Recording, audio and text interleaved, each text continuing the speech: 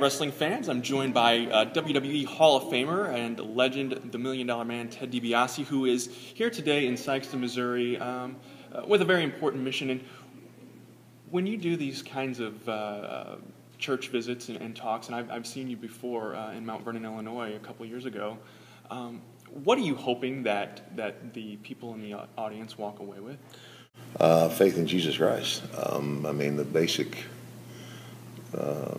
what I do and what I am is an evangelist. So the ministry of evangelism is sharing the good news, the gospel.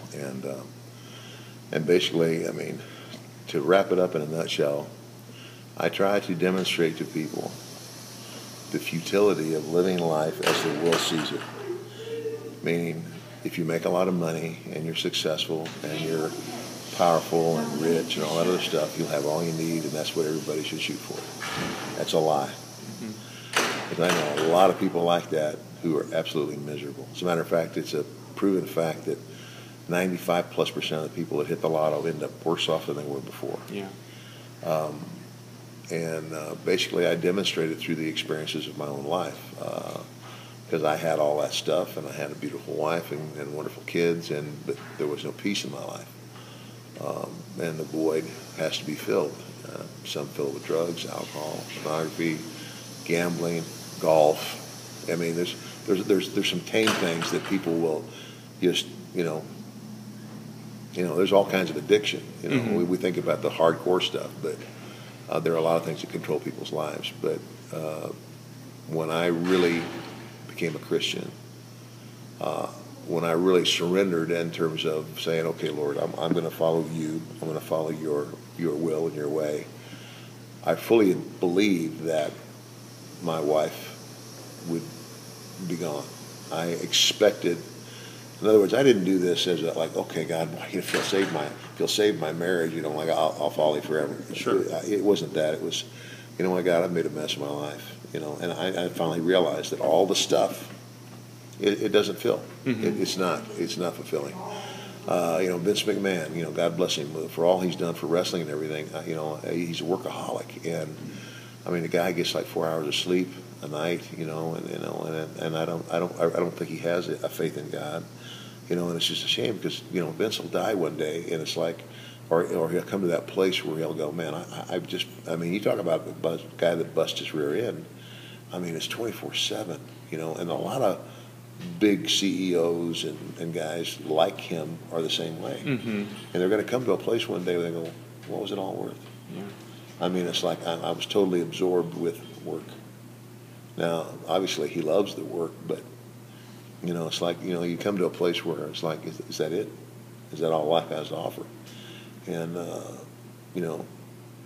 and again, if you don't have Christ, then, you don't have much to look forward to. The business has obviously changed a lot through the years. Your son is now an active member in the WWE. Do you still have a tie there? Do you have a connection where you are ministering to these young men and women about the dangers and the pitfalls that you yourself experienced? I went back to work for them, actually, in 2005 and 2006, behind the scenes, and it was something I struggled with. I didn't want to. Felt like God said, sphere of influence, go. And so it took them 1.5 years to figure out that what I told them initially was true. I'm not a creative guy. I can do me. But you have to really love that. You have to be passionate about that to, sit around thinking 24 hours a day about wrestling. And but in the time that I was there, I took the opportunities when they presented themselves. But I didn't just go like, oh, okay, who am I going to go to today? Not like that. But with that said, I have petitioned a couple of people in the WWE and said, look, I said, I'm not asking for a salary, but every other sports entity has a chaplain. And I said, irregardless of what you believe, it's not going to hurt, especially the image of the company. Sure. For you to have a chaplain. So they are considering that right now. Matter of fact, a couple people said they really like the idea. And it would probably amount to me showing up like once a month at a pay-per-view and making myself available, and then by phone. And that's what I said. I said, who would these kids rather go to? Some shrink or somebody that's been down that road. Yeah, absolutely. So, yeah. Last question, for I know you're busy. Your favorite memory, wrestling-wise, what moment kind of stood out to you in your career? Well, you know, you wrestle so many times, it's hard to pick one, you know, but the first major main event that I ever had, when I wrestled Harley Race at the Kiel Auditorium, I think it was 79. I'm bad with years, it might have been 80. But, you know, it was a capacity crowd. It was, and one of the best, up to that time, one of the best single payoffs that I ever got.